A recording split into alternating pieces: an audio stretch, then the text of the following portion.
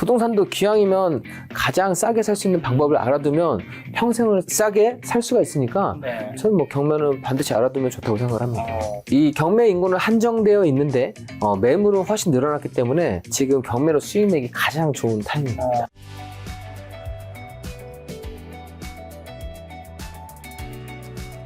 자, 송 사무장님, 2026년에 김작가TV에 또 굉장히 오랜만에 처음 나와 주셨는데, 예전에 한 2년, 3년 전에 한번 나오셨다가, 또 송 사무장님이 가장 또 전문 분야가 경매 아니겠습니까? 네네. 그래서 요즘 또 부동산 시장이 뜨겁고, 요즘 경매가 기회가 있다라는 얘기가 들려서 경매부터 한번 좀 여쭤보려고 하는데, 2026년 지금 1월 벌써 말이죠. 현재 부동산 경매 시장 어떻고, 지금 뭐 사실 부동산 서울 같은 경우는 투자하기 되게 힘든 시장이잖아요. 다 묶여있고, 대출도 묶어놨기 때문에 뭘 사기도 힘든 시장인데, 지금 경매하기에 좋은 시기인가요?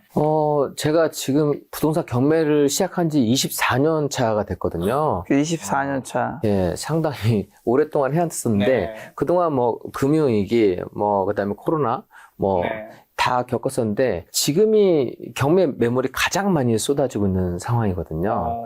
예, 평년이 2만 건인데, 지금 현재 3만 건이 쏟아지고 있습니다. 뭐, 부동산 가격이 지금 서울로 해서 많이 올랐다고 하지만, 실물 경기는 그렇게 좋은 게 아니기 때문에, 경매 매물이 엄청나게 많이 쏟아지고 있고, 이 경매 인구는 한정되어 있는데, 매물은 훨씬 늘어났기 때문에 지금 경매로 수익 내기 가장 좋은 타이밍입니다. 경매물이 쏟아진다는 게 서울 기준으로 쏟아진다는 의미인 거예요? 전국적으로 쏟아지고 있다는 의미로 받아들여요? 전국적입니다. 네, 전국적이고 뭐 서울 같은 경우에는 아파트도 많이 나오고 있지만 네. 아파트에는 지금 뭐 입찰자가 좀 많이 몰리고 있고요. 그래도 금매보다는 좀 훨씬 더 저렴하게 매입할 수가 있고 그 외에 빌라나 뭐 비인기 지역 물건들도 사실 많아지고 있습니다. 네. 저 자본주의 사회에서 부동산 경매 공부 반드시 시작해야 되는 이유는 그럼 뭐라고 보시나요? 저는 경매 공부를 해야 된다고 하는 게 사실 수익을 내는 것도 중요하지만 자기 자산을 지키는 게 가장 최우선인데 경매를 알고 모르고 차이가 뭐 임대차 계약부터 자기 자산을 지키는데 기본이 된다고 생각을 하고요. 나아가서 공부를 좀만 더 해두면 우리 그러잖아요. 시장에서도 가장 싸게 살 수 있는 방법을 알아보고 우리가 쿠폰도 받고 이렇게 하는 것처럼 부동산도 기왕이면 가장 싸게 살 수 있는 방법을 알아두면 평생을 싸게 살 수가 있으니까 저는 뭐 경매는 반드시 알아두면 좋다고 생각을 합니다. 보통 24년 동안 경매했다고 하셨으니까 과거 이야기보다는 최근 뭐 한 3년 내 정도의 수도권 기준으로 실제 본인 부동산 경매 성공 사례 몇 가지만 얘기해 준다면요. 네. 저는 사실 위기에 항상 좀 많이 매입을 하는 편인데요. 최근 그러니까 2년 전에 미국발 금리 인상 시기가 딱 생겼었거든요. 네. 제가 딱 김작가TV에 출연했던 시기입니다. 그때도 제가 지금 무주택자 같은 경우에도 현재 금리랑 좀 상관없이 가장 또 저렴한 매물이 나온다고 하면 싸게 매입하시라고 저는 말씀드렸었고 저 역시도 그 시기에 일단 공매로 나왔던 국유재산을 매입해서 193억짜리를 123억에 매입을 했었고요. 그리고 또 그 시기에 시티은행이 공매로 나와가지고 그거를 매입해서 거기에 이제 스타벅스를 좀 입점시키고 다른 미용실도 입점시켜서 임대 수익을 좀 크게 늘렸습니다. 그 외에 뭐 경공매로 여러 물건들을 했었는데 수익을 또 가장 크게 냈던 시기인 것 같습니다. 지금 말씀하신 게 지금 최근에 제가 기사에서 봤던 거랑 좀 연관이 있는 것 같은데 윤석열 정부 시기에 국유재산이 감정가 이하로 되고 헐값에 매각된 것으로 나타났다고 뉴스 봤는데 그래서 이재명 대통령이 국유재산 매각을 전면 중단하라고 지시한 바 있는데 그거 정확한 내용이 뭔지랑 여기 나와 있는 이미지에서 하나랑 대표님이 투자한 거랑 관련이 있는 건가요? 맞습니다. 제가 제 얼굴이 아니라 제 물건이 또 이 뉴스 메인으로 그다음에 경제신문에 거의 도배가 됐었는데요.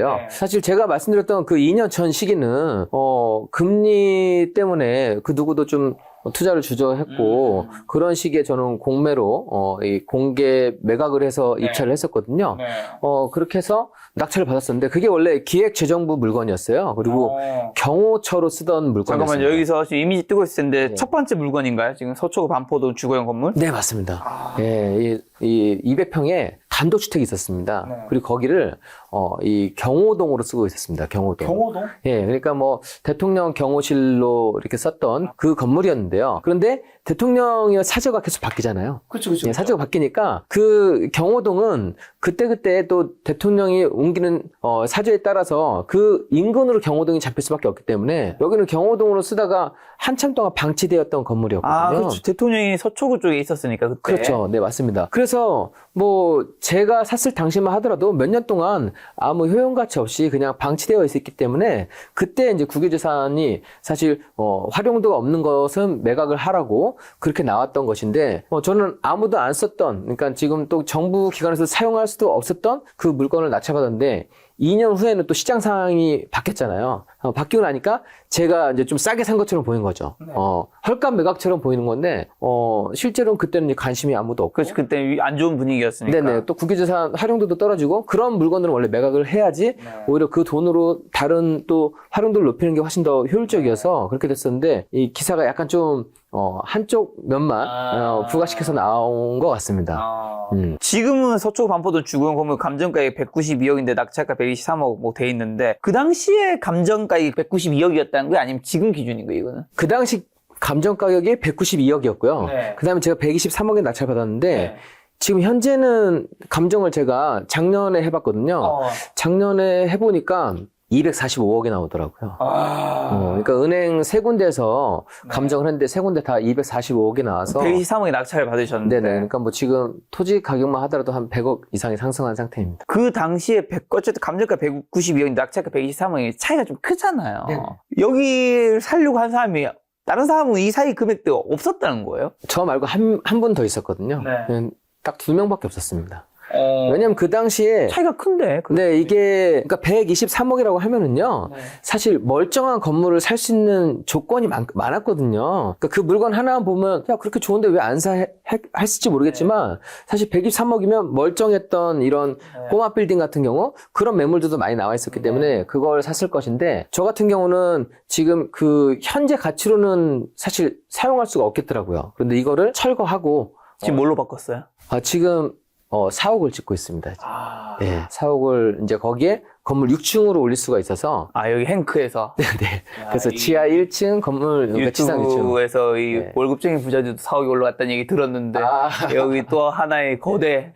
네, 그래서 한 600평 건물이 지금 올해 착공을 해서 내년에 완공될 예정입니다.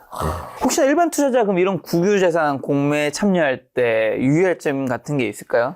국유재산 보면은 사실 이번에도 막 엄청나게 좋은 물건들만 쏟아지는 걸로 나와 있는데 실제로는 그렇지 않고요. 일반 매물이든 경공매 물건이든 국유재산이든 사실 옥석을 가리는 게 정말 중요합니다. 이제 옥석이라고 하는 거는 여러분들이 현재 모습으로 이제 판단하는 것보다 이거를 뭐 수리하거나 아니면 다른 그 이후에 내가 처리한 이후에도 임대나 매매 수요가 좀 충분한지 이 부분을 확인하고 꼭 매입을 하셔야지 그냥 단지 싸다는 이유만으로 매입해서는 또 이게 돈이 묶이게 되거나 결과가 안 좋을 수가 있거든요. 그 부분 유의하시면 좋을 것 같습니다. 자, 그리고 또 법원 경매 정보는 그러면 좀 어디서 확인하는 게 좀 좋을까요? 지금 법원 경매 정보는 뭐 우리나라 대한민국 국민이라고 하면 대법원 경매 정보를 활용할 수가 있겠는데요.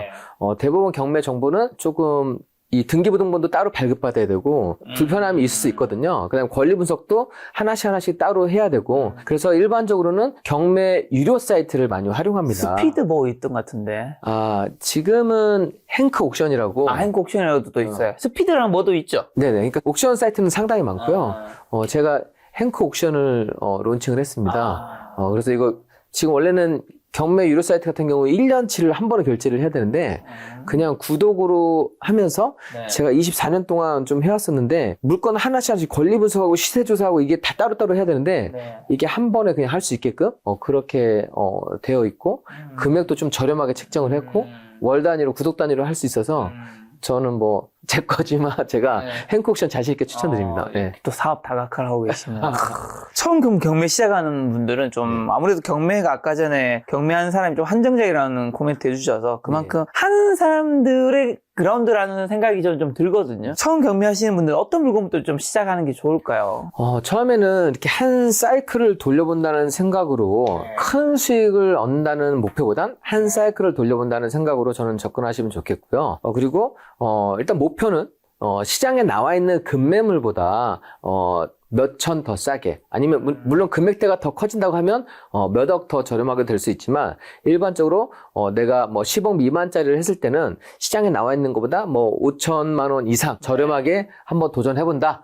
그렇게 해보시면 좀 가장 이상적이라고 생각을 합니다. 네. 자, 그러면 좀 더 구체적으로 어떤 경매 물건이 좋은 건지, 낙찰받으면 안 되는 물건은 어떤 건지, 요거 좀 사례로 뭐 얘기해 주신다면요. 항상 일관되게 얘기합니다. 이게 멀쩡해 보이는 것보다 사실 경매를 수익을 올리기 위해서는 약간 애매한 물건들을 해야만 하거든요. 그러니까 뭐 A급의 입지가 있는 게 아니라 세대수가 좀 적은 아파트라도 아니면 입지가 A급지가 아니더라도 B급, C급지라도 약간 투자 목적이라고 하면 그냥 일반적으로 가장 좋아 보이는 것보단 한 단계, 두 단계 덜 갖춰진 물건들을 고르고요. 그 중에서 대신에 우리가 뭐 부동산 같은 경우에는 거래량을 볼 수가 있거든요. 거래가 좀 활발하다고 하는 거는 그거는 싸게 낙찰받으면서 또 현금화하기가 너무 수월하니까 그런 물건들을 보시면 좋겠고요. 또 반대로 내가 너무 싼 물건이지만 거래량이 거의 없는 물건 같은 경우에는 아무리 싸게 받아도 이걸 너무 또 오랫동안 보유할 수 있기 때문에 초보분들 같은 경우 그런 부분을 좀 유의하시면 좋겠고요. 하지만 이게 그 감각을 좀 키워가는 게 중요합니다. 보통은 경매가 다 끝물이라고 하는데 경매는 사실 다른 사람과 경쟁을 하는 거잖아요. 그러니까 누구든 좋아 보이는 물건보다 항상 한 단계 떨어진 거에서 기회를 찾는 거, 그거를 머릿속에 염두에 두신다고 하면 내가 조금 더 약간 어려운 부분을 공부하겠다? 아니면 입지가 좀 부족한 거를 공부하겠다? 이런 부분으로 이 좀 수익을 더 높여갈 수가 있는 것 같습니다. 자, 경매에서 그럼 가장 중요한 거 꼽자면 좀 어떤 게 있을까요? 저는 경매를 하면서 또 기본을 좀 잃는 경우가 좀 많이 있어가지고요. 시세 조사를 좀 많이 게을리해서 시세 조사 단계에서 실수를 좀 많이 하시거든요. 시장에 사실 부동산도 보면 항상 호가가 있고 호가는 가장 높은 매물을 얘기를 하는 거고 그 다음에 일반 매물이 있고 급매물이 있는데 이런 호가만 보고서 투자를 했을 경우에는 이게 또 손해를 보는 경우가 좀 발생을 해요. 그래서 저는 항상 철저하게 가장 급매물 시세에 내가 팔 수 있는 가격을 조사하는 게 가장 중요하다고 생각을 하고요. 그리고 경매는 낙찰가뿐만 아니라 내가 그 외에 부대비용, 뭐 명도 비용도 들어가고 뭐 수리 비용도 들어가니까 이런 부분까지 감안을 한 다음에 수익 계산을 하는 게 또 가장 중요하다고 생각을 합니다. 수익 얘기해 주셔서 그러면 목표 수익률과 뭐 낙찰 확률을 높이는 입찰가 산정 노하우 같은 거 얘기해 주신다면 이게 결국 얼마에 샀냐가 되게 중요한 거잖아요. 네네. 이 부분에서는 저는 뭐 가장 중요한 거는 급매물입니다. 일단 늘 항상 급매물이고 급매물에서 그런데 내가 팔 수 있는 가격이 또 최고가로 만드는 과정도 되게 중요하거든요. 그래서 대부분 사람들은 내가 싸게 사고 싸게 사는 것만 또 집중을 하고 파는 거에는 좀 소홀히 하는 경우가 있는데 내가 팔려고 했을 때는 남들 눈에 또 좋아 보이게끔 최소한의 세팅을 하는 게 저는 중요하다고 생각하거든요. 리모델링을 한다는 건가요? 네, 근데 리모델링을 너무 거창하게 생각하지 않고 이런 도배 장판 조명 그리고 대부분 거기까지만 하는데 요즘엔 당근 같은 것도 많이 하시니까 소품을 좀 한두 개 놔두면 사실 훨씬 괜찮아요. 그러니까 방향제나 소품. 그러니까 이게 부동산을 구입하시는 주체 자체가 대부분 여성이거든요. 그러니까 저는 여성분들의 좀 포인트를 자극할 수 있는 그런 부분까지 뭐 다이소나 당근이나 이렇게 한다 하더라도 그렇게 해두게 되면 우리 회원분들 사례를 봤을 때도 가장 빠른 속도로 이게 또 임대나 매매가 또 되니까 그 부분 활용하시면 좋을 것 같습니다. 자, 그리고 또 입찰 전 경매 물건에 대한 수익성 판단하는 방법은요? 입찰 전에요. 네, 입찰 전에는 요즘에는 어플이 좀 너무 잘 나와 있는 것 같습니다. 잘 나와 있어서 저는 시세를 뭐 조금 너무 없게끔 이게 보면 경매장에 오시더라도 수익을 너무 조금 예상하고 입찰하시는 분들이 계시거든요. 그렇게 하지 않고 일단 처음부터 조금 여유 있는 물건으로 한 3, 4천? 3천에서 5천 사이? 저는 그 정도에서 좀 출발을 했으면 좋겠고요. 그렇게 하기 위해서는 뭐 일단 여기서 요즘에는 층에 따라서 그 다음에 향에 따라서 수리 상태에 따라서 이 가격이 많이 다르기 때문에 내가 그 부분까지 좀 준비해서 팔 수 있는 가격을 산정하는 게 가장 좀 중요한 것 같습니다. 네. 그리고 또 초보자가 가장 두려워하는 권리 분석, 말만 듣도 어려운데 핵심 요소랑 권리 분석 방법 알려준다면요? 사실 권리 분석은 하기 전에는 어렵지만 네. 하고 조금만 원리를 알면 너무 쉬운 게 권리 분석이거든요. 그래서 뭐 시중에서는 권리 분석 뭐 3초 권리 분석이라고 해서 네. 권리 분석의 원리가 정말 간단합니다. 말소 기준 권리만 찾고 네. 거기에서 인수할 권리가 있는지 임차인이 인수하는지 이것만 파악하면 되는 거거든요. 네. 그래서 일단 권리 분석 기본에서 하지 말아야 되는 거는 초보자 같은 경우에는 뭐 인수 권리가 있다든가 네. 임차인이 뭐 조금 인수해야 될 사항이 있다든가 그런 부분만 피하더라도 네. 지금 진행되는 물건의 80에서 90% 이상이 그냥 인수를 안 해도 되는 물건이거든요. 그런 물건만 먼저 하시고 나머지 인수해야 되거나 뭐 등기부상에서 인수해야 되거나 임차인을 인수해야 되는 그런 상황이 있는 거는 네. 반드시 좀 공부를 하신 다음에 이 옥석을 가려내야지 감으로 하시면 절대 안 되거든요. 그럼 말씀하신 낙찰로 해도 말소되지 않고 인수되는 권리 이건 어떤 것들이 있는 거예요? 가장 큰 거는 등기부상의 인수 권리에서는 좀 실수를 덜 하시는 것 같아요. 뭐 가처분이 있거나 뭐 이런 게 있을 때는 실수가 덜한데 실수를 가장 많이 하는 거는 임차인 부분에서 실수를 많이 하는 것 같습니다. 부분에서. 네, 임차인이 대항력이 있을 경우에는 네. 혹시 낙찰가가 낮았을 때 이 낙찰가로만 끝나는 게 아니라 낙찰가에서 배당받지 못한 금액을 낙찰자가 인수를 해야만 하거든요. 그래서 대항력 있는 임차인은 배당까지 전부 받는지 그 부분을 꼼꼼하게 확인하시는 게 가장 중요할 것 같습니다. 네, 그게 말소 기준 권리랑 좀 연관된 건가요? 네 맞습니다. 네.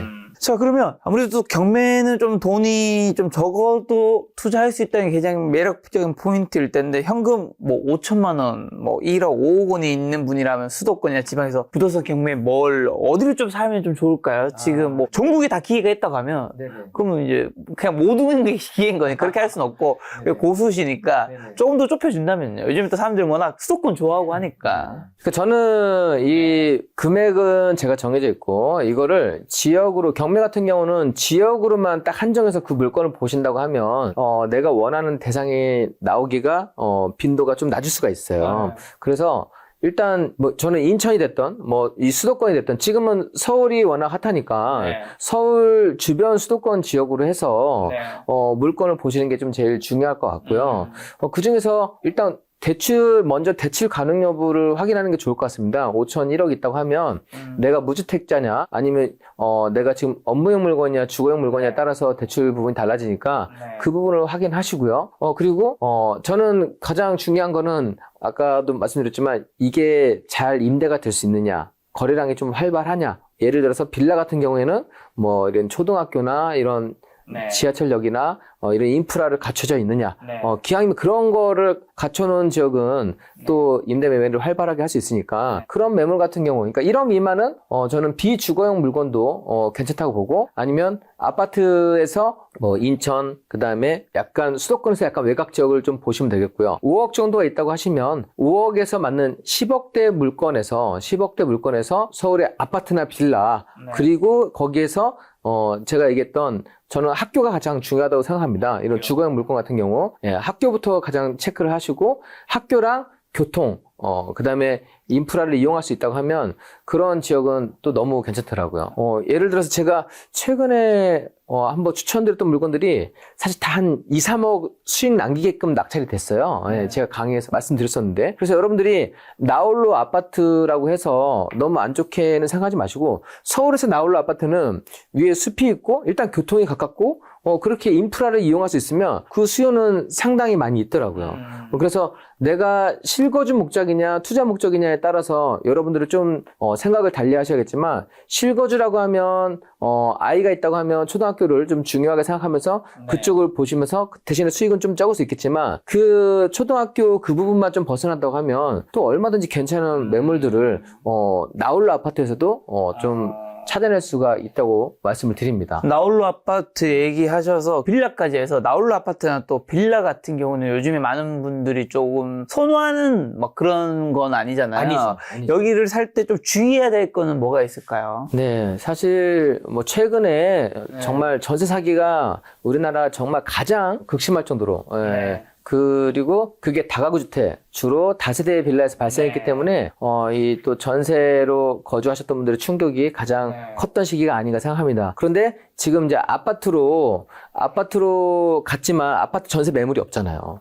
결국 다시 빌라로 전세를 살 수밖에 없는 상황이고 아니면 빌라로 월세를 살 수밖에 없는 상황입니다. 그런데 빌라 월세가 생각보다 높습니다. 왜냐하면 강북구에 10평짜리도 지금 100만 원대가 넘었어요. 그래서 이게 월세를 매달 100만 원 내는 거랑 목돈을 한번 예치를 했을 때 어차피 이자가 그 정도가 나오지 않기 때문에 그래도 전세를 선호할 것인데 여러분들이 이제 그런 매물을 보셨을 때는 여기가 거래가 그래도 활발하면 내가 전세를 들어가서 그 다음 전세를 구할 수 있는 지역 그런 매물을 보면 임대 매매가 워낙 잘 되니까 저는 그런 매물을 좀 보시길 추천드립니다. 자, 그러면 이제 부동산 경매에서 이제 대표님이 꼭 지키시는 뭐 투자 원칙이나 투자 팁 마지막으로 한마디만 해주신다면요.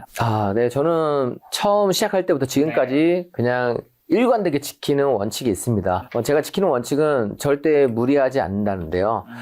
이 내용인데 제가 아는 것만 투자하려고 하고 제가 공부한 범위 내에서만 투자하려고 합니다. 그래서 경매 공부를 하면 할수록 내가 볼 수 있는 물건의 범위가 넓어지고 지역의 범위가 넓어집니다. 그래서 여러분들께 말씀드리고 싶은 거는 저는 24년 동안 지금 계속해서 수익을 내고 가장 최근 사례도 정말 큰 성과를 거뒀거든요. 그래서 일단 이 시장 바라볼 때 나도 공부하면 기회를 낼 수 있다. 이런 마음을 갖는 게 정말 중요하고요. 그리고 기왕이면 공부를 좀 더 해서 내가 차별화된 걸 간다고 하면 확실하게 괜찮은 수익을 거둘 수 있으니까 확신을 갖고 공부하시고 도전해서 성과 거두시면 되겠습니다. 근데 대표님이 이제 부동산 경매 24년 동안 하셔서 갑자기 궁금한 게 한 가지가 이 부동산에 특히 아파트를 위주로 투자하셔서 많이 가지게 된 분을 우리가 다주택자라고 하잖아요. 그렇죠. 그분들이 사실은 어느 순간부터 이제 거의 투자 대부분 안 하시잖아요. 왜냐하면 너무 묶인 것들이 많고 내야 될 것들도 많으니까 이게 남는 게 별로 없다니까 오히려 투자를 안 하는 부분들이 있는데 이제 대표님은 경매 같은 경우는 뭐 이제 아파트든 뭐 상가든 빌라든 뭐 지산이든 이런 빌딩 이런 것들을 이제 최근 3년 내에도 계속 개수를 늘려가시고 있는 건가요? 아니면 이제 좀 뭘 사더라도 팔고 있을 수도 있으니까 좀 줄여가고 있는 방향인가요? 저는 사실 정부에서 지난번 윤석열 정부에서도 뭐 다주택자를 반기지 않았습니다. 그렇죠. 다주택자에 대한 규제 풀어주지 않았고 또 그 전에 문재인 정부나 지금 이재명 정부에서도 집을 많이 갖는 거에 대해서는 부정적인 시그널을 보이고 있기 때문에 굳이 정부의 정책과 대항해서 제가 부동산을 매입하진 않고요. 그래서 여러분들도 공부를 하실 때 내가 주거용 물건을 가장 싸게 사는 물건을 공부한 다음에 조금만 또 시선을 돌리면 이런 상가나 업무용 물건에서도 얼마든지 수익을 낼 수가 있거든요. 그리고 그거는 집은 한 채 다음에 두 채를 사더라도 대출이 안 되지만 업무용 물건 같은 경우에는 10채 사더라도 대출 규제가 없어요. 그만큼 그거는 규제가 없다는 얘기입니다. 그래서 내가 규제가 없는 부분도 공부를 하시고 여러분들의 로망은 집값 오르는 것뿐만 아니라 월세를 받는 게 로망이잖아요. 그러니까 누구든지 그 로망을 갖고 있는데 저는 이제 그렇게 하다 보니까 뭐 월세가 지금 1억 이상이 됐거든요. 그 예전에 저희 한 2, 3년에 나오실 때 월세 받는 거면 6, 7천 얘기하셨던 맞습니다. 것 같아요. 네네. 근데 그 위에 또 뭐 스타벅스도 매입하고 여러 개 또 매입하다 보니까 뭐 1억이 지금 훌쩍 넘게 됐습니다. 그러니까 저도 금액대가 제가 출연했을 때 뭐 4천대 영상 있고 6천대 영상 있고 7천대 있고 지금 이제 1억까지 넘게 됐었는데, 이거를 물건을 하나를 막 5천, 1억 나오는 거 산 게 아니라 500만 원 나오는 거 사고 또 500만 원 나오는 거 사고, 그러니까 이게 1000만 원 됐다가 2000만 원 됐다가, 야, 정말 3000이 되네? 5000이 되네?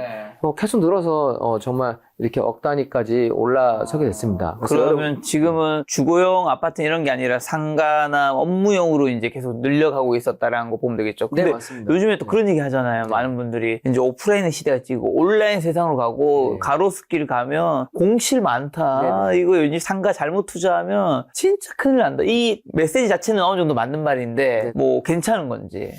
그래서 지금 아마 상가가 가장 많이 쏟아지고 가장 많이 떨어지는 그런 시기가 아닌가 싶어요. 그래서 여러분들께서도 저는 원래 예전부터 꾸준하게 얘기를 했거든요. 이 먹거리나 아니면 이 의류, 유행을 탄 테마 상가 이런 거는 흐름을 탈 수밖에 없습니다. 그래서 뭐 동대문 상가도 그렇게 핫했다가 지금은 뭐 그냥 거저 쓰라고 해도 들어오는 사람도 없다고 하잖아요. 그래서 그렇게 사람들이 들어왔다가 빠져나가는 그런 곳을 보지 마시고 주거 배우 세대가 정말 좀 풍부한 그런 소비자가 확보된 곳에 상가를 보신다고 하면 거기도 마찬가지로 1층이 있다가 망해서 나갈 수 있지만 또 다른 업종으로 금세 그렇죠. 변경이 돼서 채워지기 때문에 여러분들께서 그런 리스크를 좀 가장 최소화할 수 있는 거는 주거 배우 세대가 즉 수요자가 확실한 곳을 매입해 두시는 게 가장 이상적이라고 봅니다. 그래서 저도 지금 33개 중에서 공실 하나 났어요. 아, 지금 현재 33개 가지고 계신가요? 네네. 근데 하나 났고, 지금 그러니까 시장 상황이 되게 이렇게 어렵다고 하지만 하나 난 거고, 그 외에 제가 갖고 있는 물건들은 공실이 없고, 오히려 월세가 잘 들어오고 있습니다.